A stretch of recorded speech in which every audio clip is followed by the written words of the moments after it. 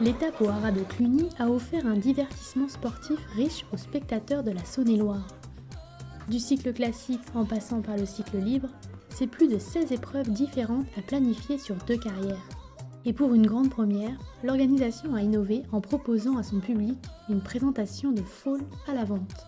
Je pense que le partenariat entre la SHF et Climayors a permis d'expliquer aussi à nos éleveurs que ce Top Fall était fait pour véhiculer l'image et la promotion de l'élevage de Bourgogne-Franche-Comté en France, mais pas seulement, dans 170 pays, puisque c'est ce que Climayors nous proposait avec le fait du streaming et du direct.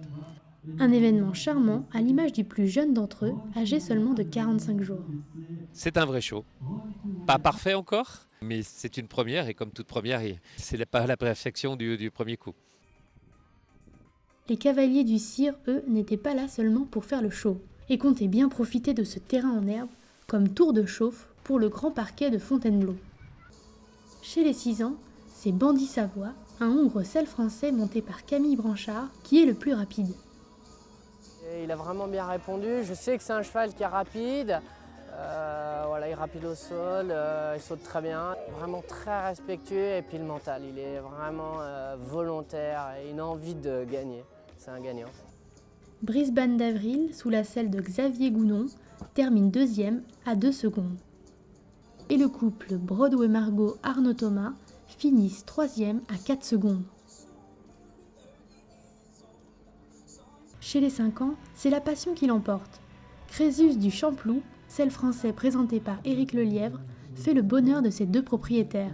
On a à peu près une vingtaine de chevaux en commun. Et on s'amuse, on est des passionnés, voilà, on prend des risques. On n'a pas toujours fait que des bonnes affaires, hein, faut pas non plus. Mais Crésus fait partie.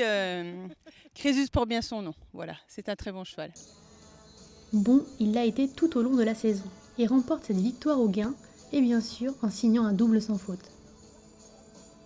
Il y a de la marge, il a tout ce qu'il faut, il a beaucoup de qualité. Il a une très bonne qualité de saut, il a une très bonne tête. C'est une valeur sûre. On se fait plaisir, voilà. Voilà, c'est notre plaisir. Voilà. Comme plein de gens dans ce monde-là, c'est vraiment pour le plaisir, la passion du cheval. Caraïbes du Sud et Aurélien Comte finissent à la 2e place et Cannabis d'Albin monté par Alexis Bouillot complète le podium. Enfin les 4 ans et la victoire d'un des protégés d'Yves Chauvin. Ding Dong Courcelles, jeune étalon français monté par Eddy Seguinmort. Il a fait 4 parcours en tout avant d'arriver au CIR, ce qui est quand même pas non plus énorme. Mais ensuite, il a sailli des jeunes quarantaines de juments, ce qui est beaucoup déjà pour un tout jeune étalon.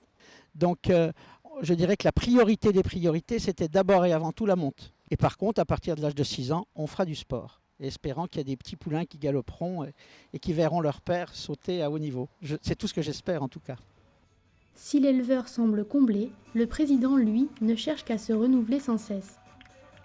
La SHF, c'est une société de service. On est au service de l'élevage. On est là pour les aider à mieux valoriser, essayer de mieux vendre, de créer des outils collectifs qui permettent à l'ensemble d'avoir des services. Et la SHF, elle est au service de l'élevage complètement. Depuis aussi bien l'élevage, puisqu'on a à l'intérieur de la SHF en tant que société mère les associations nationales de race, aussi bien qu'après pour valoriser et apporter une valeur ajoutée à l'ensemble de leur production. À l'origine du site marchand SHF Market, ou encore les lives vidéo sur les circuits SHF, Yves Chauvin reste conscient du travail à accomplir pour aider au mieux les éleveurs.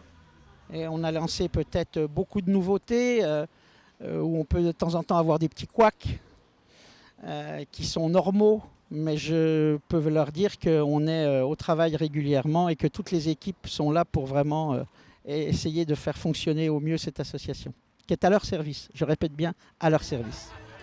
Le CIR de Cluny, c'est fini. Rendez-vous la semaine prochaine pour la dernière étape Est, avant de retourner dans le berceau de l'élevage selle français, la Normandie.